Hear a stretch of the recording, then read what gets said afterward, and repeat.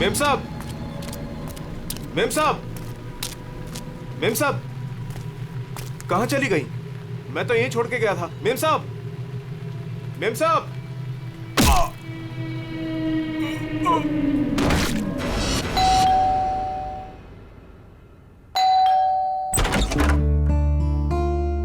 अरे आप इतनी जल्दी आ गए ऑफिस से आज? हाँ, आज काम कुछ कम था। ये लो, आते आते तुम्हारे लिए कुछ साग सब्जियां लाया हूँ और इसे फ्रीजर में रख दो। विशाखा के लिए लाया हूँ, उसे आइसक्रीम पसंद है ना? आज आपकी लाडली ये खाने वाली नहीं है। पर क्यों?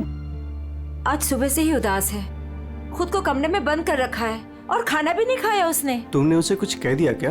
मैं क्या कहूँगी, लेकिन हाँ, आज सुबह किसी का फोन आया था।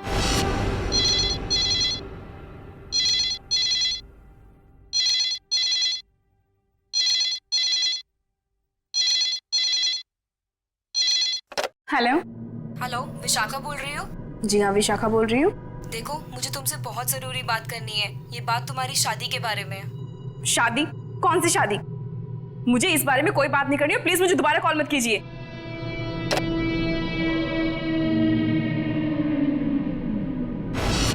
अरे इतनी मुश्किल से तो 2 हफ्ते पहले टूटी हुई शादी को भूल पाई थी, और फोन करके उसके जख्म किसने हरे कर दिए?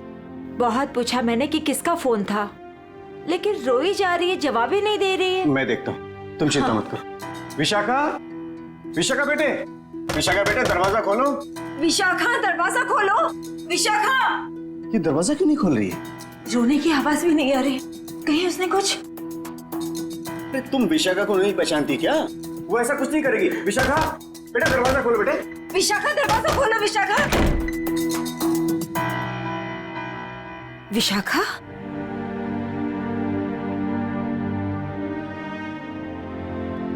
विशाखा बेटे, वो शादी वाले फोन कॉल से चिंता में है ना तू? हाँ पापा, काश मैंने उस गलत लड़के से शादी की जिद न की होती। मेरी वजह से आप लोगों को कितना अपमान सहना पड़ा। अरे नहीं बेटी, ऐसा कुछ नहीं है। उस लड़के के साथ तेरी शादी नहीं हुई, ये तो बड़ी अच्छी बात है। उस परिवार से तू बच गई बेटे। हाँ। और फिर हमारे इस लाडो के लिए इस शहर में कोई लड़की की कमी है क्या? हाँ? और क्या, हमारी विशाखा है इतनी प्यारी कि कोई भी लड़का इसे देखते ही पसंद कर लेगा। नहीं माँ, इस बार अपनी पसंद पे भरोसा करके मैं कोई गलती नहीं करना चाहती। आप लोगों की पसंद पे ही मेरी मंजूरी है। अरे हाँ सरिता, कल ठीक 3 बजे लड़के वाले विशाखा को देखने आ रहे हैं, तुम तैयार रहना। आपने पहले क्यों नहीं बताया? ओहो श्रीमती जी, तो अब तो बता दिया ना। हाँ? पापा, मुझे भगाने की बहुत जल्दी है ना आपको? मैं क्यों नहीं, अब इसकी शादी हो जाएगी तो इस कमरे को मैं अपना स्टडी रूम बना लूंगा। अच्छा, तो मैं भी अपना रूम लॉक करके जाऊंगी ससुराल।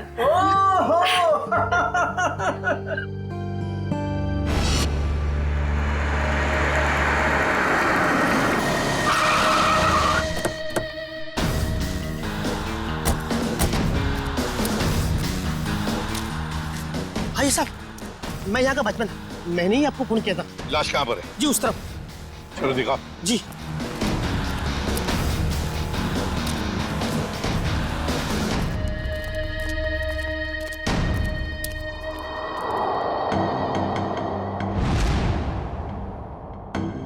ये ईंटें निकालो।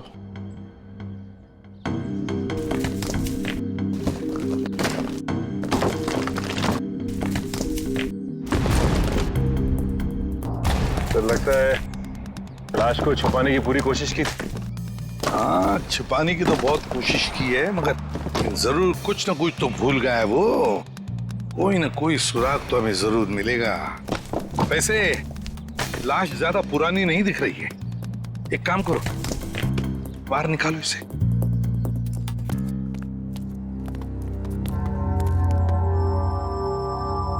सामने से सीधे चाकू घोंप दिया सीने।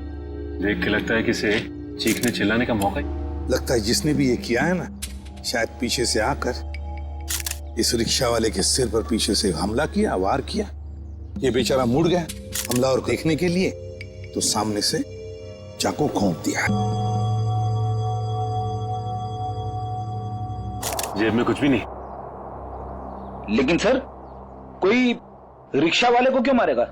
लेकिन अगर इसकी लाश यहां पर है, रिक्शा कहां पर होगी?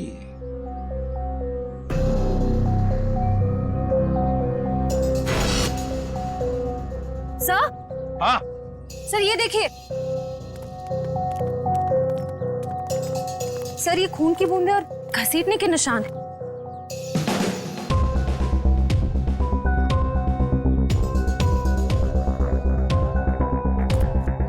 ये देखो, लगता है जिसने भी ये किया है इस रिक्शा वाले को यहां से घसीट कर वो लेकर गया वहां ईंटों में छुपाने के लिए।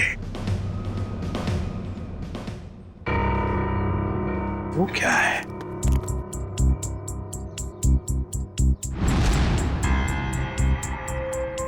किसी आदमी की घड़ी? अरे ये तो काफी महंगी घड़ी है। शायद रिक्शा वाले की होगी।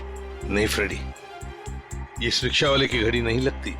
इतनी महंगी घड़ी है ये, 1,00,000-1.5 लाख की तो घड़ी है ये। तो फिर सर शायद उसी की होगी जिसने रिक्शा वाले को मारा है। वो तो ये भी सकता है कि घड़ी उस आदमी की हो जो ऑटो में बैठा था। इतनी कीमती घड़ी पहनने वाला आदमी रिक्शा में नहीं जाएगा, मुझे नहीं लगता। देखो और भी कोई सुराग मिलना चाहिए, देखो जरा आसपास।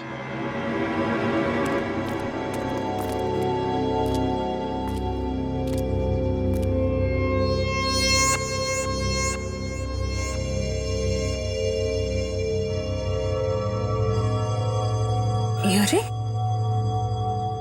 सर, कुछ मिला? हाँ सर, किसी लड़की की ये डायमंड इयररिंग मिली है, यहाँ नीचे गिरी हुई थी। इयररिंग? इसका तो एक ही मतलब हो सकता है, जब ये हादसा हुआ तब कोई लड़की यहाँ पर मौजूद थी। तो खून लड़की ने किया?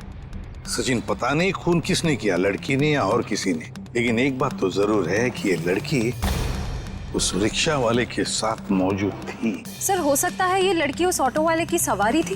लेकिन लड़की यहाँ ऐसी जगह क्या करने आई थी? कुछ न कुछ तो और ही चक्कर है। जो भी हो, उस हादसे में जरूर हाथापाई हुई होगी, जिसकी वजह से वहां पर वो घड़ी मिली और अब ये इयररिंग। ये केस तो बहुत पेचीदा हो गया। इतने सारे सवाल लेकिन जवाब इतने कम। सारे सवालों का जवाब इसी बिल्डिंग में है। इस बिल्डिंग को अच्छी तरह से छान मारते। Let's go.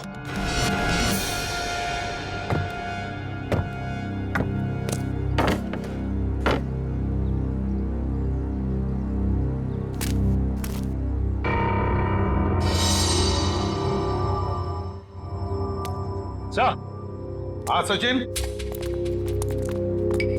क्या हुआ? ये देखिए सीढ़ियों पे खून की बूंदें। हाँ सर, ये तो बहुत ही अजीब बात है। लाश वहां पर और खून की बूंदें यहाँ। मुझे तो कुछ और ही आ रहा है दिमाग में।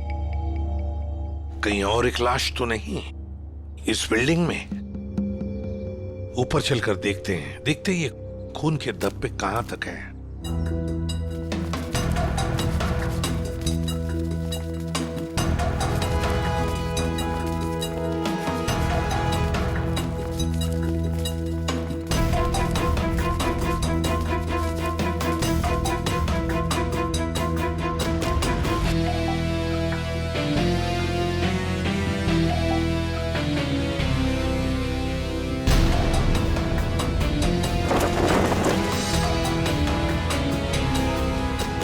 भाई साहब, मैं तो कहता हूँ अभय और विशाखा एक दूसरे के लिए बिल्कुल सही है। दोनों के ख्यालात मिलते जुलते हैं, दोनों का स्वभाव एक है, और वैसे एक साथ स्कूल में पढ़ चुके हैं। बेटा, तुमने हमें बताया नहीं कि तुम अभय को पहले से जानती हो? नहीं पापा, अभय मेरी क्लास में नहीं थे। वो क्या है ना अंकल, हम दोनों की क्लासेस सेम थी पर सेक्शन अलग अलग थे। आप सेक्शन ए में थी और मैं सेक्शन सी में था। बात यह है ना जी, अभय के लिए एक से बढ़कर एक खानदान से रिश्ते आ रहे हैं, लेकिन इससे मना कर दिया है। स्कूल के वक्त से ही आपकी बेटी से प्यार करता है, लेकिन कह नहीं पाया, इसलिए आज मुझे आना पड़ा कहने के लिए। पापा प्लीज, आप मुझे एम्बैरेस कर रहे हैं। नैना और अनुष्का कैसे हैं? स्कूल टाइम से तुम्हारे बेस्ट फ्रेंड हुआ करते थे वो लोग। हाँ, नैना भी बेंगलोर में जॉब कर रही है और अनुष्का की रिसेंटली शादी हो गई है मसूरी में। सुना है बहुत ही खूबसूरत जगह है वो। जी। वैसे तो साउथ अफ्रीका भी बहुत ही सुंदर जगह है। 25 साल पहले हमने हमारे हीरो का बिजनेस वहां शुरू किया था और आज यहाँ तक ले आए उसे। आप लोग बैठिए, मैं आप लोगों के लिए चाय वगैरह लेकर आती हूँ। आप लोग बैठिए, हम आते हैं।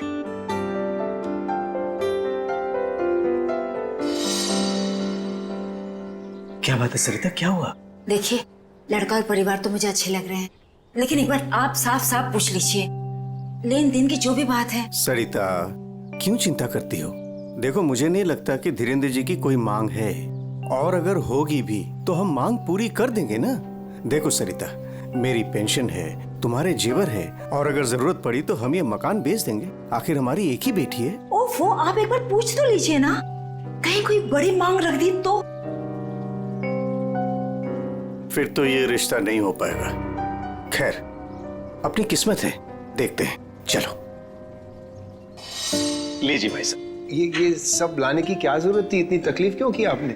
अरे क्या कहते हैं भाई साहब, ये तो कुछ भी नहीं है, ये तो आपको लेना ही पड़ेगा। चाय लीजिए। ये लो बेटे।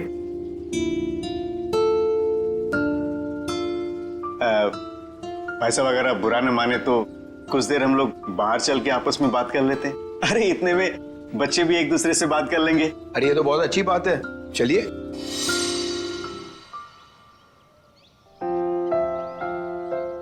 भाई साहब, आपका बेटा हमें बहुत पसंद है। मुझे भी बिल्कुल विशाखा जैसी बहू चाहिए थी। अगर विशाखा अभय को पसंद उसकी करे, फिक्र आप मत कीजिए, हमारी मंजूरी में ही उसके यहाँ है। ये तो बड़ी अच्छी बात है, तो मैं बात पक्की समझूं? जी जरूर। धीरेन्द्र जी, अगर आपकी कोई मांग हो तो आप मुझे। ये कैसी बात कर ली आप लोगों ने? अरे भाई, भगवान का दिया हुआ सब कुछ है हमारे पास। आपकी बेटी सिर्फ 2 जोड़ी कपड़ों में चाहिए, ये आप कर पाएंगे या नहीं? मुझे समझ में नहीं आता कि मैं आपका ये कर्ज कैसे चुका पाऊंगा। लेकिन हमारी एक शर्त है। शर्त? ये शादी 2 दिनों में हो जानी चाहिए।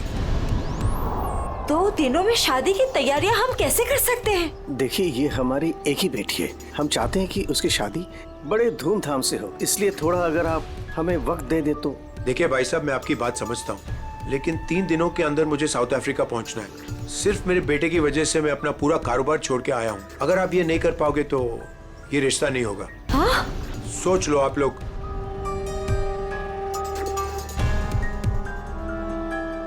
ठीक है भाई साहब, ये शादी परसों ही होगी। ये तो बहुत अच्छी बात है, मुबारक हो। देखिए, आप शादी की तैयारियां कीजिए, पैसे की चिंता न कीजिए, वो हम करेंगे। जी।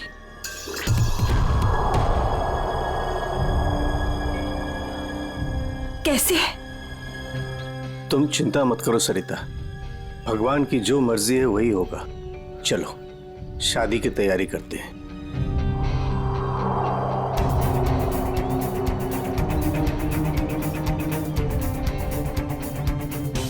पता नहीं मुझे ये सब ठीक क्यों नहीं लग रहा है।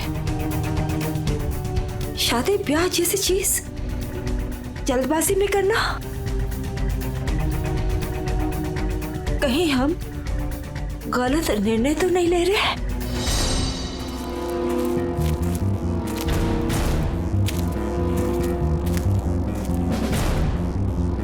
सर, इस लड़की का चेहरा तो पूरी तरह से बिगड़ चुका है, इसकी पहचान करना बहुत मुश्किल होगा।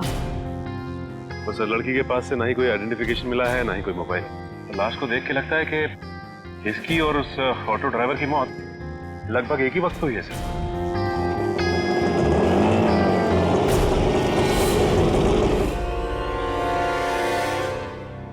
सर। ये लावारिश रिक्शा यहाँ से थोड़ी दूर पे खड़ी हुई थी, लोगों ने मुझे बताया। और सर, ये रहे रिक्शा के पेपर्स। वो लाश इसी रिक्शा ड्राइवर की थी, चमन नाम था उसका। और सर, ये फोटो भी लगी उसकी। हाँ, चमन खुद मालिक था इस रिक्शा का। और कुछ मिला? हाँ सर, मोबाइल मिला है सर, लेकिन सर बैटरी डाउन है इसकी। ठीक है, कोई बात नहीं, इसमें से हमें बहुत कुछ इंफॉर्मेशन मिल सकती है।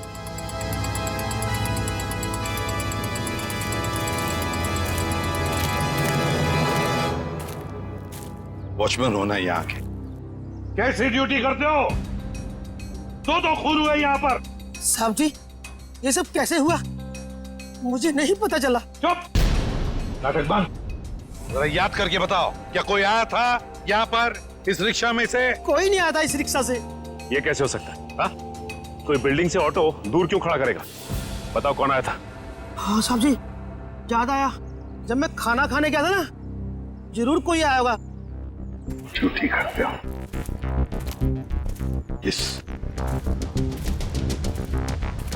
इस चमन की पूरी कुंडली निकालो। हाँ अभिजीत। सर वो ऑटो वाले के फोन की डिटेल मिल गई है सर। ये 11 बजे के करीब ममता नगर से निकला और 11:30 बजे जेएल स्टेशन पे पहुंच गया। ये MG road under construction building पे कब पहुंचा? सर 12:30 बजे जेल स्टेशन से सवारी लेने के बाद 12:40 पे उस जगह पे मिला था जहां पे वो ऑटो खड़ा मिला था। मतलब जेल स्टेशन से उसने सवारी उठाई, तो फिर अभिजीत उस वक्त दो मोबाइल फोन होंगे उस रिक्शा में, एक रिक्शा वाले का और शायद इस सवारी का भी। हाँ सर, मोबाइल कंपनी वालों ने बताया कि रिक्शे वाले के मोबाइल के साथ साथ एक और मोबाइल ट्रैवल कर रहा था। जयवंती और पेटी लगे हैं उसका डिटेल निकालने में। चलो अच्छा। अब देखना यह है कि सर वो सवारी विक्टिम थी या मुजरिम। सर, हाँ सर वो जो ऑटो की सवारी का मोबाइल नंबर था वो दिल्ली का नंबर है और किसी करिश्मा के नाम पे रजिस्टर्ड है। दिल्ली? अच्छा, इस करिश्मा के बारे में और कुछ पता चला? नहीं सर, और कुछ डिटेल्स तो अभी पता नहीं चल पाए हैं। ये तो पता चला होगा कि उसने आखिरी कॉल किसको किया। किसी लैंडलाइन नंबर पे किया था आखिरी कॉल। पोपटवाड़ी का कोई उदय कुमार है। पोपटवाड़ी उदय कुमार। पंकज काम करो, इस दिल्ली वाली करिश्मा के सारे डिटेल निकाल, पूरे के पूरे डिटेल। और अभिजीत, इस पोपटवाड़ी के उदय से मिल लेते हैं, पता तो चले ऐसी भी क्या बातें हो रही थी करिश्मा और उसके बीच में। इसका चेहरा तो बहुत बुरी तरह से बिगड़ गया है, एकदम तहस नहस हो गया है। सर इनके फेस को हम रिकंस्ट्रक्ट नहीं करवा सकते? बहुत मुश्किल काम है तारिका, बहुत वक्त लगेगा। हाँ, लेकिन एक बात जरूर पता चल गई। ये पता चल गई कि ये काम क्या करती थी। क्या काम? तारिका, ये लड़की एक नर्स थी। नर्स? ये देखो, ये देख रहे हो, ये इसकी उंगलियों पर और ये अंगूठे पर ये कॉल। ये निशान तो ज्यादातर उन्हीं लोगों के हाथों में होता है ना जो दूसरों को इंजेक्शन देते हैं। एग्जैक्टली तारिका। अब मुझे लगता है ये खून या तो किसी बदले की भावना से किया गया है या फिर कोई प्यार व्यार का चक्कर। प्यार व्यार का चक्कर? तुमको ऐसा लगता है तो तुम फोरेंसिक आते ही क्यों? तुम अब से मत आया करो हमारे लैब में प्लीज। हाँ, अरे ये क्या? हाँ। और अभिजीत, तुम्हारे और मेरे बीच में जो भी था ना वो खत्म। प्यार का चक्कर। सीआईडी? यहाँ सब कुछ ठीक तो है ना? देखिए, आप फिक्र मत कीजिए, हमें पता है आपके घर में शादी का रस्म चल रहा है, लेकिन देखिए बात को ज्यादा नहीं है, सिर्फ 2 मिनट की बात है। एक बात बताइए, कल लैंडलाइन पे कोई अनजान फोन आया था? हाँ, मेरी बेटी विशाखा ने फोन उठाया था। जरा बुलाइए ना विशाखा को। विशाखा बेटी, 1 मिनट इधर आना। हाँ जी, 1 मिनट। जी पापा। बेटे ये। हाय विशाखा, शादी मुबारक हो। Thank you. हम सीआईडी से हैं, मैं इंस्पेक्टर श्रेया। कल सुबह 10 बजे लैंडलाइन पे एक कॉल आया था। जी आया था। किसका फोन था? किसी करिश्मा का फोन था, बट मैं उसे नहीं जानती। अगर तुम उस लड़की को नहीं जानती हो तो उसने तुम्हें क्यों कॉल की? दरअसल वो मुझसे मिलना चाहती थी पर मैंने उसे मना कर दिया। तुम तो कह रहे हो तुम उसे जानती तक नहीं, फिर भी वो तुमसे बात करना चाहती थी। कोई ना कोई तो वजह जरूर होगी, हैं? बताओ। शायद वो मेरी शादी के बारे में कुछ बात करना चाहती थी। क्या क्या बात करना चाहती थी? कुछ बताया उसने? जी, तब तक तो मुझे भी नहीं पता था कि मेरी शादी होने वाली है। वो शायद मेरी पिछली शादी के बारे में बात करना चाहती थी। मतलब विशाखा, तुम्हारी पहले भी एक शादी तय हो चुकी थी जो टूट चुकी है। देखिए प्लीज, अगर इस बारे में इस वक्त बात न करें तो अच्छा होगा। बड़ी मुश्किल से उस सदमे से ये उभर पाई है। प्लीज। पापा, इट्स ओके, मुझे उस बात से कोई फर्क नहीं पड़ता है। पर आप इस फोन कॉल के बारे में मुझसे इतने सवाल क्यों पूछ रहे हैं? दरअसल बात यह है कि करिश्मा नाम की उस लड़की का। एक मिनट मैं समझाता हूं। देखिए ये करिश्मा जिसने फोन किया था यहाँ पर, हम उससे मिलना चाहते हैं एक केस के सिलसिले में। ये करिश्मा कोई मुजरिम है क्या? क्या इसने कोई जुल्म किया है और ये मुझसे क्यों बात करना चाहती है? देखो करिश्मा मुजरिम है या नहीं ये अब तक तय नहीं हुआ है। खैर छोड़ो, आप लोग शादी की तैयारियां करो। और विशाखा, हम सब की तरफ से शादी मुबारक हो। Thank you.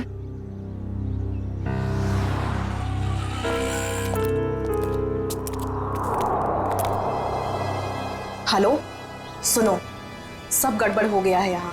सीआईडी आ गई है। हाँ जी, क्या हाल है बॉस? फिर से बन गया चेहरा?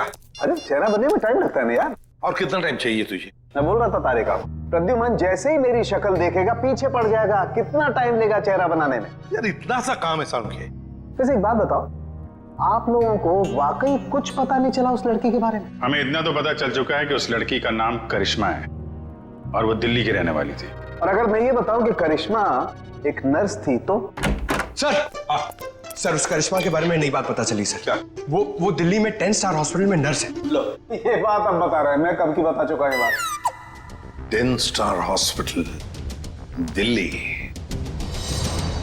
वाह यार अभय, बड़ी सुंदर दुल्हन मिली है तुझे, सच्ची। पता नहीं कहाँ से किस्मत लिखा के लाया है। अरे वो कहते हैं ना, लंगूर के हाथ में अंगूर। एग्जैक्टली।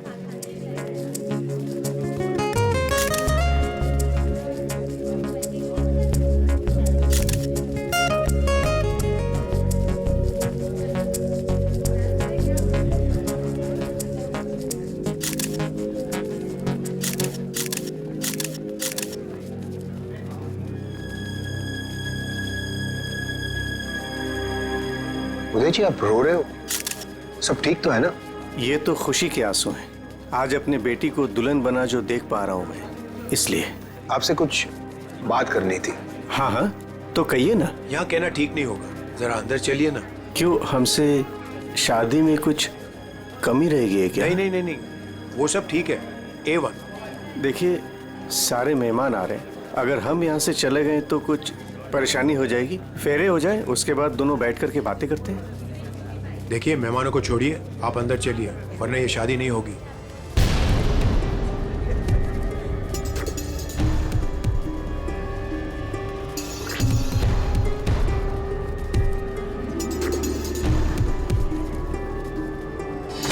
आइए उदय जी।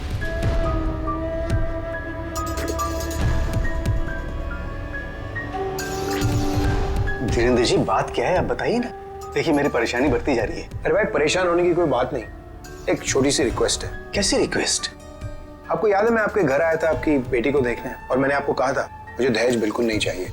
जी मुझे अच्छी तरह से याद है, आपने कहा था कि आपको दहेज नहीं चाहिए। तो अब क्या चाहिए आपको?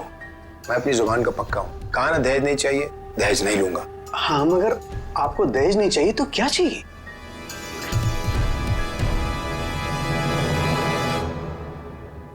किडनी। किडनी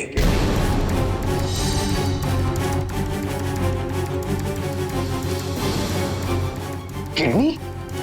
पर किसकी? मैं शायद आपको बताना भूल गया कि मेरी तबीयत दरअसल ठीक नहीं रहती, और जल्द से जल्द अगर किडनी ट्रांसप्लांट नहीं हुआ तो मैं ज्यादा दिन नहीं बच पाऊंगा। Kidney transplant? देखिए आपकी बेटी की शादी है, और कुछ ही दिन बाद उसका ससुर यानी कि मैं मर जाए तो आपको कैसा लगेगा? पर धीरेन्द्र जी मैं अपनी किडनी कैसे, मेरा मतलब मैंने पूरा पता लगा लिया है, हम दोनों की किडनीज मैच होती हैं। अच्छा तो इसका मतलब ये शादी ब्याह ये सब ढोंग है। दरअसल आपको मेरी किडनी चाहिए, इसलिए आपने ये सब। अब फेरों में 2 घंटे और, बहुत समय आपके पास, सोच लीजिए। और वैसे भी हम दोनों एक परिवार का हिस्सा बनने जा रहे हैं, तो एक परिवार वाले का फर्ज बनता है दूसरे परिवार वाले की जान बचाने का।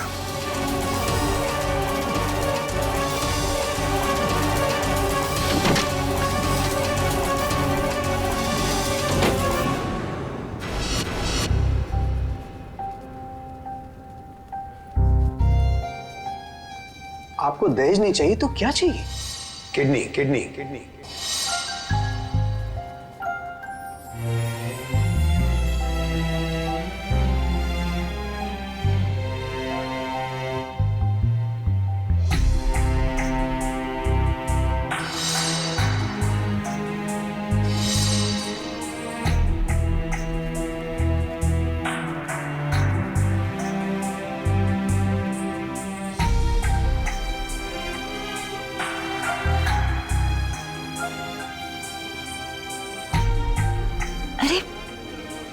चले गए थे आप? कुमार साहब आए हैं अपनी पत्नी के साथ, वो आपको ढूंढ रहे थे। सरिता, आओ मेरे साथ, 2 मिनट तुमसे बात करनी है। चलो।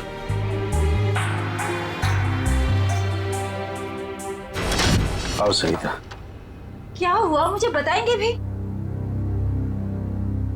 सरिता, दरवाजा बंद कर दो, बताता हूं।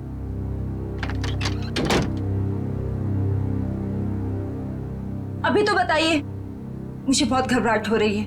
धीरेन्द्र जी ने मुझसे कुछ मांगा है। पता था मुझे कि ये शादी दहेज लिए बिना हो ही नहीं सकती। वैसे कितने पैसे मांगे हैं उन्होंने? नहीं, उन्होंने मुझसे पैसे नहीं मांगे। तो फिर? सरिता, उन्होंने मुझसे मेरी किडनी मांगी है। किडनी? हाँ सरिता। हे भगवान, इसका मतलब ये सब शादी वादी ढोंग है। वो आपकी किडनी लेना चाहते हैं? मुझे भी यही लग रहा है। ये अचानक से उनका मेरे घर आना, फिर 2 दिन में शादी और अब ये सब कुछ। सरिता, मुझे तो इसमें बहुत बड़ी साजिश लग रही है। तो क्या अब हमारी विशाखा की शादी फिर से टूट जाएगी? अगर मैंने किडनी नहीं दी तो ऐसा ही होगा। ना सरिता, तुम मत रो।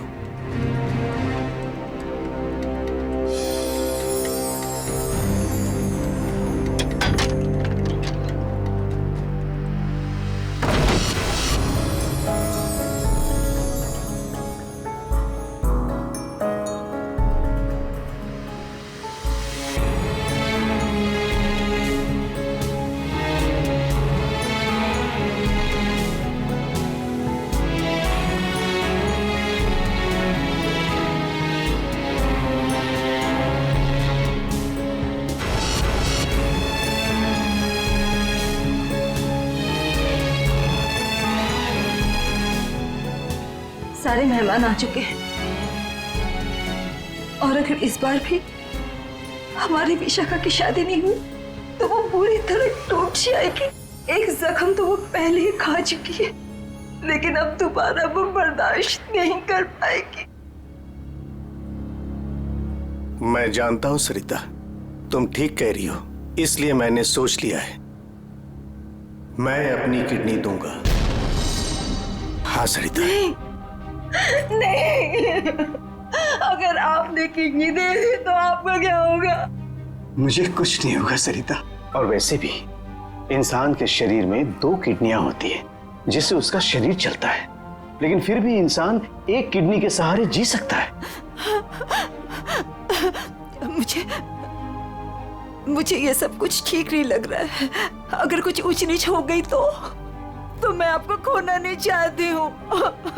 नहीं सरिता, मुझे कुछ नहीं होगा, और अगर मुझे कुछ हो भी गया तो कम से कम मेरी आत्मा को ये सोचकर संतुष्टि तो मिलेगी ना कि मैंने अपनी बच्ची की खातिर उसके पैदाइश से लेकर के उसकी शादी तक सब कुछ किया। प्लीज।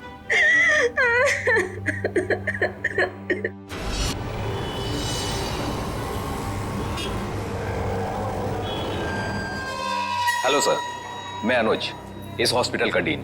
करिश्मा की मौत की खबर सुनकर आई एम शॉक्ड। वो बहुत ही काबिल नर्स थी। वैसे डॉक्टर साहब, एक बात समझ में नहीं आ रही है, ये करिश्मा ने अचानक से छुट्टी क्यों ली और फिर यहाँ से मुंबई चली गई? कोई खास वजह थी क्या छुट्टी लेने? उसने छुट्टी ली और यहाँ से चली गई। अब यहाँ से जाने के बाद वो कहाँ गई, किस लिए गई, इसके बारे में हमें कुछ नहीं पता। देखिए, हम लोग करिश्मा के घर गए थे, लेकिन वहाँ से कोई ज्यादा जानकारी मिली नहीं है। क्या आप बता सकते हैं कि यहाँ पे करिश्मा को कोई सामान वगैरह पड़ा है? आप चाहें तो करिश्मा का लॉकर देख सकते हैं। जी हाँ, जरा दिखाइए लॉकर। आइए। चलिए।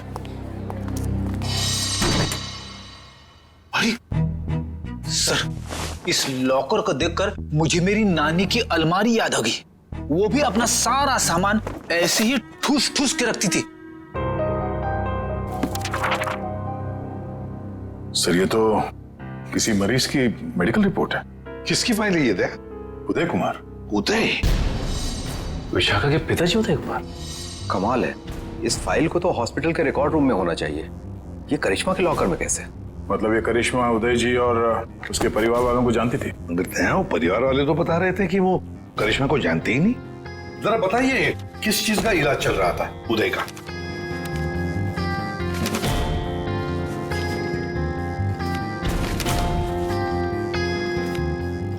क्या डॉक्टर साहब, आपके चेहरे का रंग उड़ा हुआ क्यों है? उदय जी को फूड पॉइजनिंग थी और उनके सारे टेस्ट किडनी के करवाए गए हैं। क्या? यार ये क्या चक्कर है? नहीं नहीं नहीं दया, कुछ ना कुछ तो गड़बड़ जरूर है, कुछ ना कुछ तो गड़बड़ है। अच्छा डॉक्टर साहब, इस करिश्मा का बर्ताव कुछ अजीब लगा आपको? मतलब कुछ गड़बड़ लगा आपको कभी? नहीं, ऐसा तो कुछ भी नहीं लगा सर। ये देखिए। माय गॉड, तो ये बात है। क्या बात है उदय?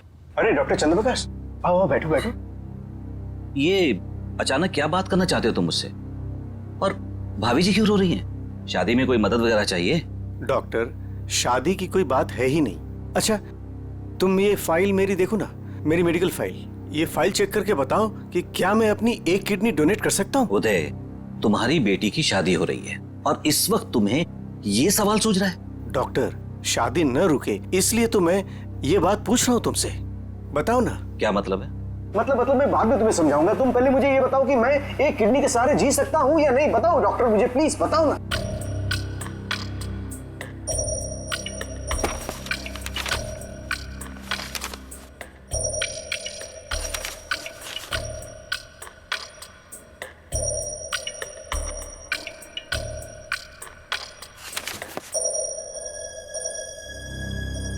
डॉक्टर, रिपोर्ट ठीक तो है ना? क्या हुआ चंद्रप्रकाश, बताओ ना कुछ मुझे।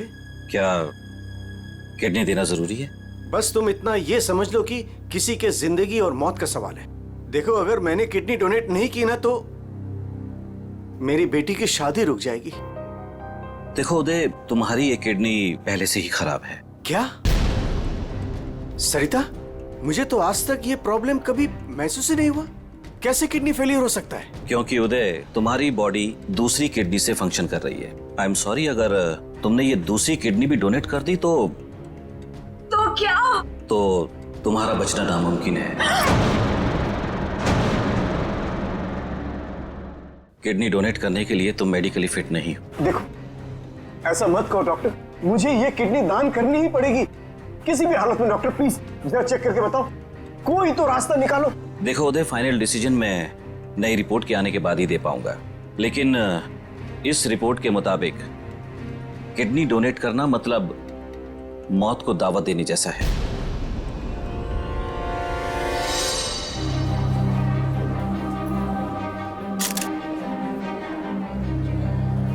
आओ। क्या हुआ माँ, आप परेशान लग रही हैं? नहीं, ऐसी कोई बात नहीं। फेरे का समय हो गया है, आओ।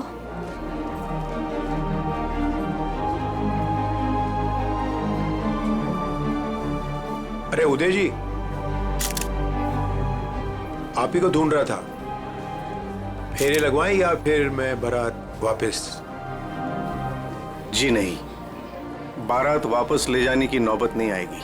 मुझे पता था, आप बड़े समझदार इंसान हो, सही डिसीजन लिया।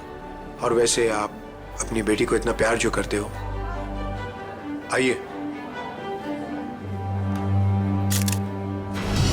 यकीन नहीं आ रहा है दया, शादी के नाम पे ऐसी सौदेबाजी।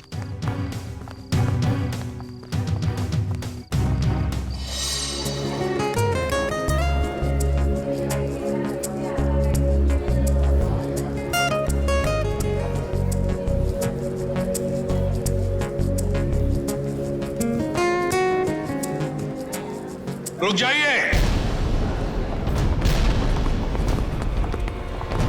सरिता जी। जी।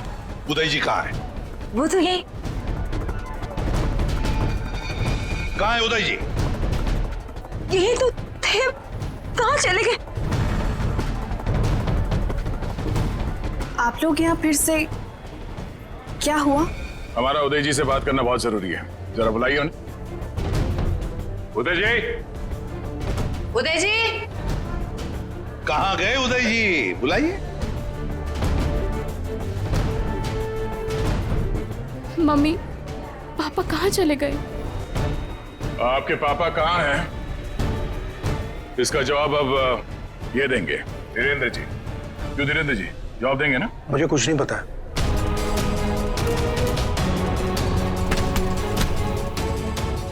नहीं पता तो सड़क कहाँ रहे आप? हाँ? सर मैंने कुछ नहीं किया सर, मैं तो इनका असली बेटा भी नहीं हूँ सर। मेरे पति को इन लोगों ने गायब करवाया होगा और किडनी के लिए ये लोग शादी तोड़ने की धमकी दे रहे थे। मॉम, आपने बात मुझे पहले क्यों नहीं बताई? आपके और पापा से बढ़कर मेरे लिए कुछ नहीं है। शर्म आनी चाहिए तुम्हें, शादी जैसे पवित्र बंधन के आड़ ऐसा घिनौना अपराध करते हुए। सर मैं मानता हूँ इसी प्लान के जरिए मैंने किडनियों का व्यापार किया। क्या? शायद इसीलिए उन गुनाहों की सजा है कि मेरे खुद की किडनी बेकार हो गई, लेकिन इस बार सर मैं खुद की जान बचाने के लिए कर रहा था। इसके लिए किसी और की जान चली जाए? अब बताओ, करिश्मा को क्यों मारा? सर मैंने करिश्मा को नहीं मारा, बल्कि वो तो मेरी मदद करती थी मरीज ढूंढने में। सर इस बार मैंने गैंग वालों को बताया बिगैर एक किडनी गायब कर दी। उसी बात को लेकर वो मुझे ब्लैकमेल कर रही थी कि वो बाकी गैंग वालों को और विशाखा को ये बात बता देगी। इसीलिए तुमने करिश्मा को मारा? इसीलिए? नहीं सर, मेरा यकीन मानो, मैंने उसे नहीं मारा। मुझे लगता है कि सर उसकी मौत के पीछे मेरे बाकी गैंग वालों का हाथ है। कौन है तुम्हारे साथी? कहाँ लेकर गए उदय को? किडनी निकलवाने। ऑपरेशन शायद शुरू भी हो गया होगा। कहाँ हो रहा है ये किडनी निकालने का ऑपरेशन?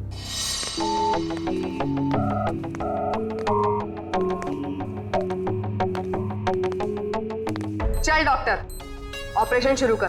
देखो तुम जो ये कर रहे हो ना, ठीक नहीं कर रहे हो। बकवास बंद कर और अपना काम कर जल्दी।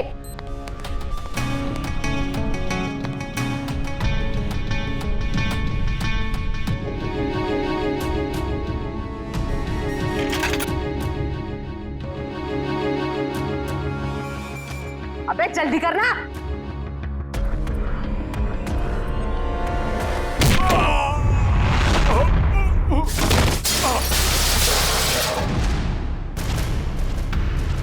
कौन है वहां? कौन है?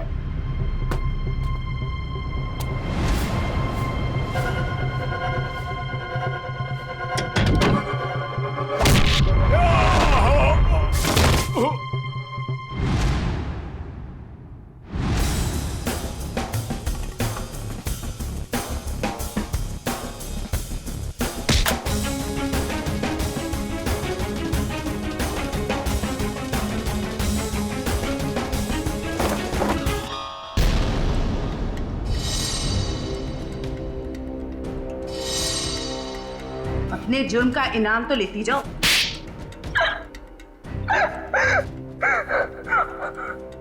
ये सारा षड्यंत्र हमने सिर्फ लोगों की किडनियां हथियाने के लिए किया है। ये सब पता है हमें। ये बताओ करिश्मा को क्यों मारा तुम? क्योंकि करिश्मा हमें धोखा दे रही थी। लेकिन तुमने करिश्मा का खून किया, ये बात तुमने धीरेन्द्र से क्यों छुपाई? ताकि जब धीरेन्द्र किडनी ट्रांसप्लांट के लिए ऑपरेशन थिएटर में आए तो वहां उसे आराम से मार सके, ताकि वो खून ना लगकर एक हादसा लगे। और उदय की किडनी तुम ऊंचे दाम में बेचना चाहती थी, क्योंकि उदय का blood group Bombay blood group है, एक रेयर ब्लड ग्रुप है ना? यही प्लान था सर, लेकिन आप सीआईडी वालों की वजह से वो सब चौपट हो गया। करिश्मा का खून और कितने सारे मासूम लोगों की किडनियों की चोरी, तुम्हें तो फांसी ही होगी। इतना काफी है तुम्हें फांसी के फंदे तक पहुंचाने के लिए। जयवंती, ले जाओ इसे।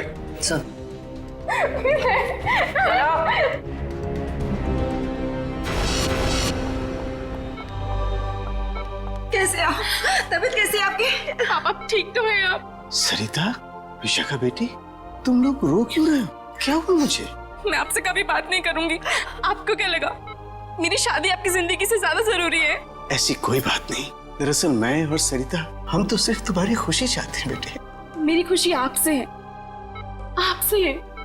माना बाकी लड़कियों की तरह मेरा भी सपना है कि मेरा भी एक अच्छा पति हो, लेकिन वो पति मुझे अपने पिता की कीमत पर बिल्कुल नहीं चाहिए। देखा उदय जी, आपकी बेटी विशाखा कितनी समझदार है, सियानी है, और सही बोल रही है। एक बात हमेशा ध्यान में रखना, बेटी घर का सम्मान होती है, सुख होती है, खुशी होती है। उसके हाथ पीले करना तो सौभाग्य की बात होती है, लेकिन उसके लिए माता पिता को अपनी जान दांव पर लगाने की कोई जरूरत नहीं। एसीपी साहब, मैं आपसे वादा करता हूं, चाहे कुछ भी हो जाए, मगर मैं इंतजार करूंगा। अब की बार मैं अपनी बेटी का हाथ सिर्फ उसी को दूंगा जो इसके लायक हो। आप सबका बहुत बहुत शुक्रिया बेटी। Thank you very much.